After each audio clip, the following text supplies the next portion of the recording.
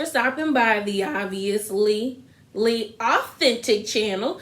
My name's Leah, that's spelled L-E-A and not L-E-A-H. So we're going to be talking about Married to Medicine. Let's go person by person and then sum it all up to the shenanigans that happen at the end. So we start off with Toya. Toya is happy. Her kids are back in school. She can go back to day drinking and playing tennis. I will say, I do find it odd that on Twitter and on social media, everyone talks about how Toya don't do nothing.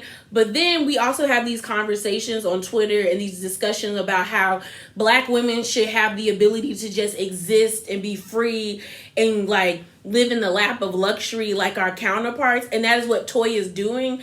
And I don't understand. Maybe it's because it's Toya, and Toya's personality is like, sometimes you can see it and sometimes it's just like, because like I said, she can be vapid, dense, and just annoying. So I was like, maybe it's Toya, but I just think it's a contradiction to be mad at her for not doing nothing when a lot of people are like, that's what they want to do. So I think it might be a little hate, y'all. Then we have Contessa and Scott. Y'all know me and Contessa, I just don't be seeing it for her, but I will say I did feel for her in this moment because I'm starting to think like maybe they really do have issues, because sometimes I just feel like she be putting it on for TV. But we see Contessa, she's getting a procedure done where they take your blood, they centrifuge it, and if you don't know what a centrifuge does, they explain it on the show, but I'll explain it. You can take a liquid that's a mixture and you put it in this, you can do blood, fecal samples, or any solutions that you mix with chemicals. You put it in an actual like tube, and like it spins like very rapidly. Like the machine has to like lock, and then you hear like a like it goes super fast. And basically when you take it out, the liquids will separate most of the time. If you do it right, the liquid should separate. The liquid that weighs the least should rise to the top, and the liquid that weighs the most should stay at the bottom. But basically, she was like, they take your blood, they centrifuge it, and I guess they mix it with the medicine, and then they put it on your edges, because she was saying how she has thin edges, which explains why she wears certain wigs that she wears. Protect your edges, Contessa. Side note, Contessa looks so pretty when she has like the braids and then like the weave attached. It makes her look so pretty, and I wish she would keep that hairstyle or hairstyles like it. I think Contessa is like the most prettiest when she has braids or like braids or like braids with weave in her hair. Like, I don't know why, but it just makes her look so young and like just super duper pretty. I don't like when she wears wigs. I don't like when she wears wigs. I don't know. Some people I feel like, yeah, you look good in the wig, and some people are like, but she looks so pretty to me with braids in her hair. But she basically she said she feels like she's drowning. Like, she just feels like it's so much. And I think the thing is like, Contessa has a lot of ambition, and I think that's wonderful, but I don't think she has a direct path, if that makes sense. Someone who is a Capricorn, I like to plan out things, and I think that is what Contessa is missing, is like a solid plan of like where she wants to be. I just think sometimes Contessa sees things and she's like, oh, I want to do that.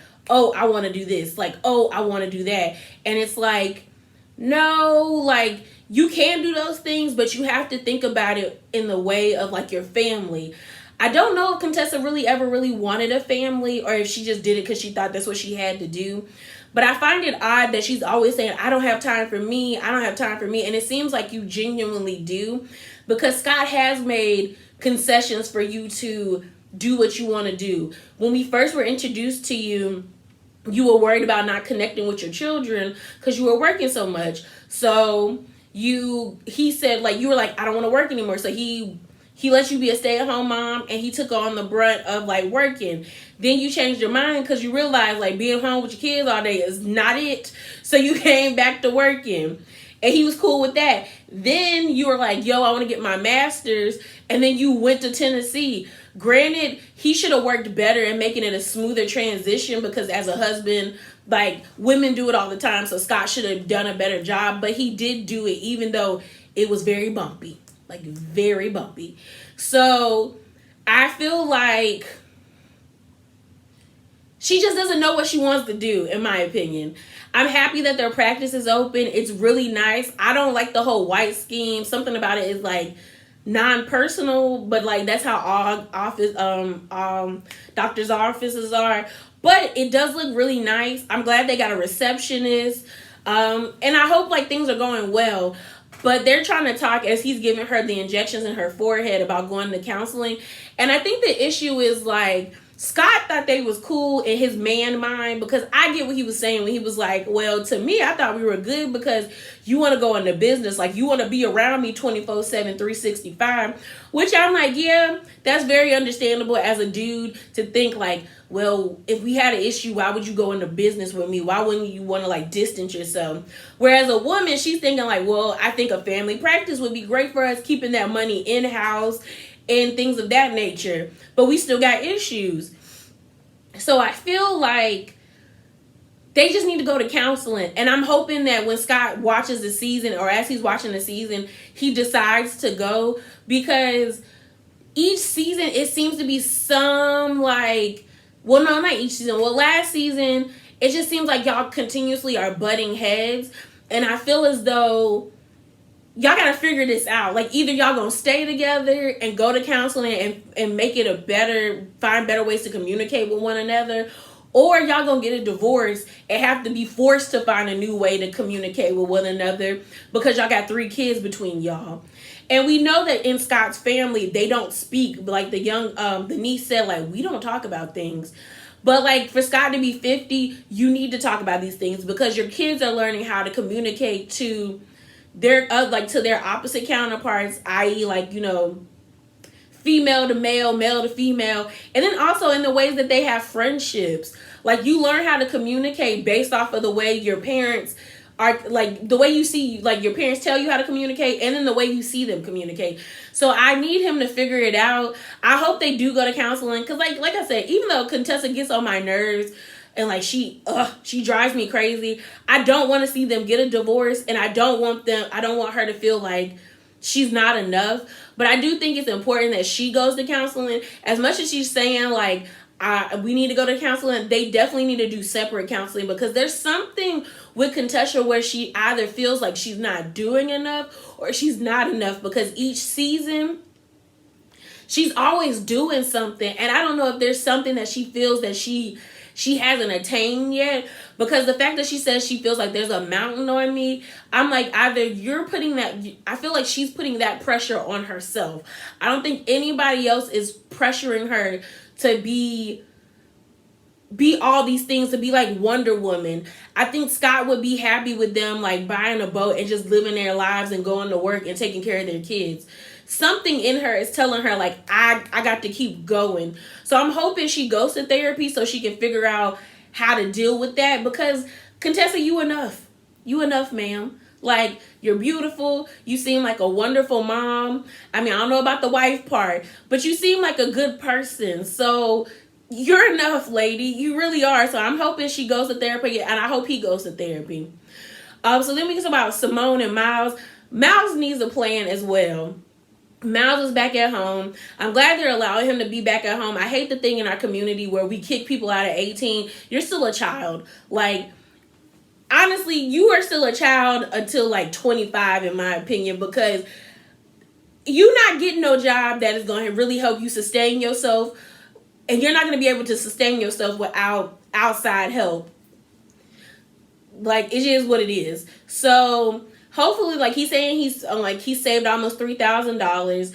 We're seeing that Miles doesn't really have the best spending habits, so hopefully he's learning. I hope he goes back to school. If he doesn't go back to like a 4-year college, he definitely needs to go to community college and get his life together.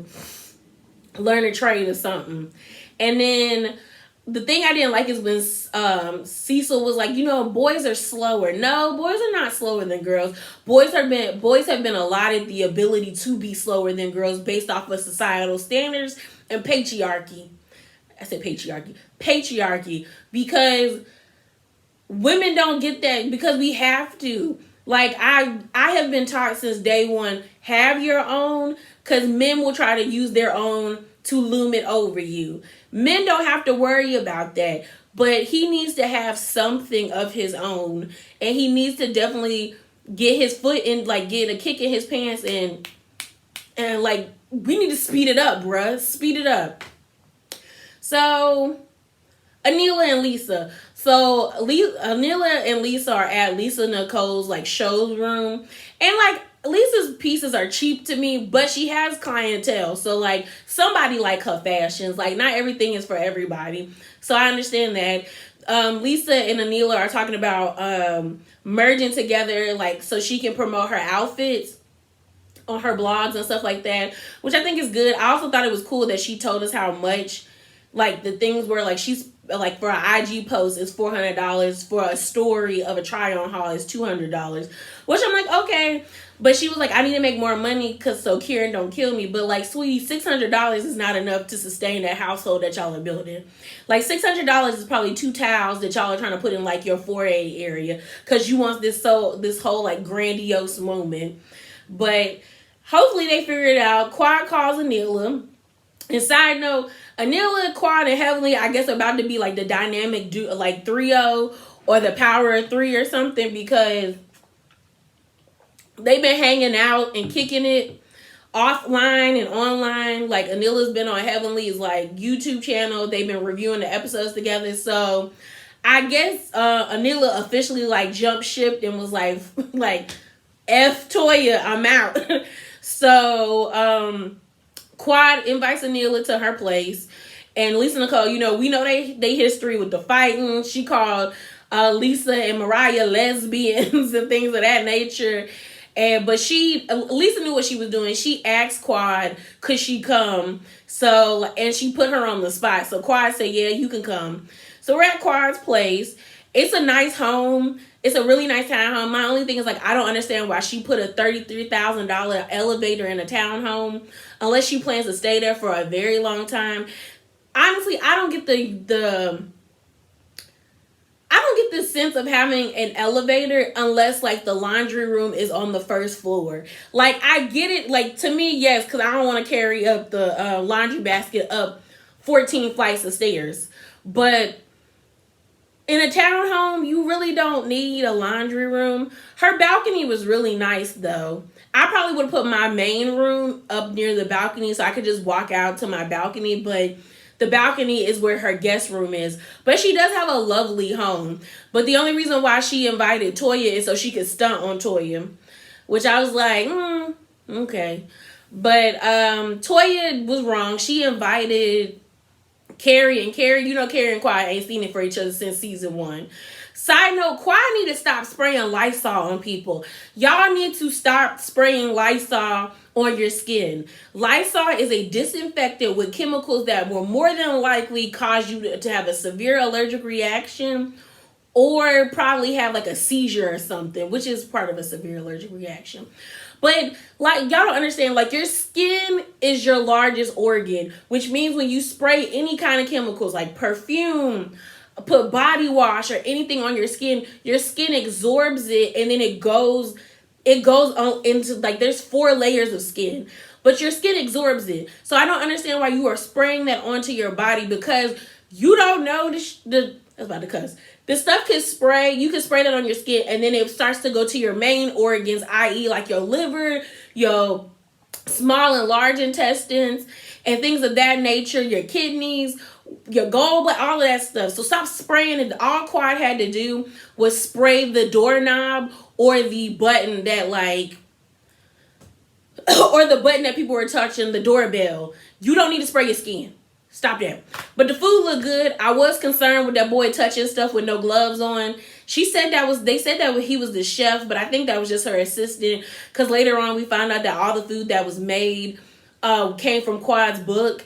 Before that, we see Jackie and Simone meet up. I'm happy that they're back friends. Quad said on her live, like when she was on Watch What Happened Live, that like Jackie and Simone being friends again was for TV. But on another live, Jack, too many names. Simone said that was a lie, which I'm hoping it was, because they seem like they're really back in a good place, and I'm happy because they seem like solid friends. Like Simone even said she almost cried when they did the whole like color purple thing, and like she was like she don't know if she getting old or what. But I was happy that they were like she was dressing up and stuff like that at Jackie's home. And Jackie brought up, why is Toya so grumpy or angry? honestly, I think something's going on with Toya that we not privy to, because it does seem like Toya is just always angry, and it's like, where is this coming from? So, like I said, Quad's house is nice. Toya invited Carrie when she shouldn't have. Don't do that. Don't bring no +1 when you don't tell the hostess, especially if it's someone's house. Don't bring no +1s to someone's house. It's rude when you do it to like bring someone a +1 to an event and you don't tell nobody, but it's really rude to bring someone to someone's house when they're not even cool with that person and they don't know that person like that. So everybody goes up on the 4th floor. They did have a dance contest before, but that dance contest, though none of them have rhythm, they was really all showing their ages because they were dancing so offbeat. It was hilarious. But like I said, they went up on the 4th floor. They brought up how Quad took Gregory's Sleep Master. Side note, them things cost like $4,000. So I understand if she bought that bed, I would take that bed back too if I bought that bed. Because that's a nice bed. Because my parents have them and it's a really nice bed. So everybody's on the foyer. Jackie, Simone, and Toya are up on the balcony before everybody else. Because everyone else is like in the guest room laying on the sleep number. And Simone is like, Jackie asked me, why you so angry? And Toya said, that's not something I want to talk about now. But Toya also brought up the fact, like, Jackie was like, I stay in my own world, which I do too sometimes. Because sometimes it's better to stay in your own world so you don't got to deal with people's crap. But Toya just said she didn't want to talk about it right then and there. So then we talked and Quad shades Carrie again. Because she was like, I'm happy you here. Side note, Quad, your booty fake, but it's a nice booty, and it whoever you went to did a wonderful job. Your booty is fake. That whole like my butt's not fake, it's fake, ma'am. You was twerking and won't nothing jiggling, so it's just back. But what else? Oh, Carrie. So Carrie said she came because Toya says she's been feeling a little like uneasy around the group. So they're starting to have a talk. And then they talk about the live. Because, Toya said that her apartment was like... She made disparaging remarks about Quad's townhome. And Toya was like, she was drunk on a live. And she was like, I didn't even know you live in an apartment because I ain't never been here. But I think they were going to get to a part where they were going to apologize. But then Heavenly interjected herself and was like, well, she was talking shit about your apartment. And like, then it just blew up. And I was glad that Jackie was like, Heavenly. Like, that was messy. And it was messy. Because she was stirring the pot. And she didn't need to stir the pot. Because I think, like, Toya was going to, like, backtrack or apologize. But y'all didn't give her the opportunity. Because then Quad get to yelling. Then Toya gets to yelling. And they're just coming at each other's necks. And then Quad basically kicks Toya out her home. And then Quad does a rehearsed read, calling Toya a fake mannequin. She need to go sit in the corner. I said, you practice that, Miss Quad. Because there was no, it was no flow. It was just really fake. It was really like, I know you practiced that read. But I understand. She kicks Toya out. Simone follows Toya outside. And side note, you can really tell most of the ladies don't think that much of Toya because their first go-to is to always call her a dumb bee. Like, they never call her a broke bee, they just call her a dumb bee, a tacky bee. They just call her a dumb bee. So Toya was like outside crying and Simone was like, I could tell that you're hurt. And Toya was like, no, I'm mad. And then she just started going down the line. She was like, y'all are supposed to be my friends. And she was like, Anila, I brought you into this group and you can't even come check on me, which is understandable, but you didn't say hi to her. So I don't know why you would think she would come check on you. Then she was like, Jackie never says anything, but she was like, they let that bulldog, which is Heavenly. Heavenly is a bulldog. Come at everybody, stir the pot. And then Contessa felt bad and even said she felt bad. She was like, I'm going to go check up on her. And Contessa went down the steps and like, she's like, I'm out here with no shoes on because I care. I just want to make sure you're okay. And she was like, and I think this might be like an olive branch between Toya and Contessa, because I was happy that I was kind of shocked that Contessa went down there, but I was happy that she was like, I was happy that Contessa was like, this don't feel right, but so I'm gonna go check on her. So I was glad that happened, but like Toya got in the car and she was like, man, I'm out. So then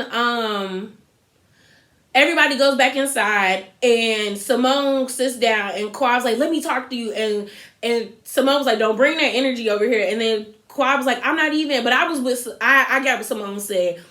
And I got what Lisa said, because Lisa was like, when y'all get angry, insults get to flying, people get to yelling. So like, I got where Simone was like, you know what? Don't do it. But then I was happy Simone checked Quad. Quad last season treated the ladies like trash. Like, she was big up in Sister Circle because she thought Sister Circle was going to be her ticket, I think, off the show and, like, elevate her to, like, I want to say, like, the talk status or the real kind of status, but it got canceled. So now you trying to come back in the fold when you really tried to oust those ladies and push them to the wayside. Like the way she thanked the Sister Circle at her party last season, that all-white party, I was with everybody else when they left because that was rude as hell. And then when when they were at the meeting, like, your Quad allows herself to have these grandiose moments, but when everybody else tries to come at her, like Simone says, you can't take it, and she can't take it. Cause like Quad was like, all she had to do was apologize. And I was like, she would have apologized if Heavenly wouldn't have interjected. But it just ends there. And I was with Simone, like I was happy when Simone was like, everybody has to be open. Which I think Simone is realizing like, yo, I had to be open with Jackie, so everybody gotta be open. So that I do want to talk about the live, because there's like some tea between there was a live done with Simone, Lisa Nicole, and Toya, and then Heavenly came back to interject.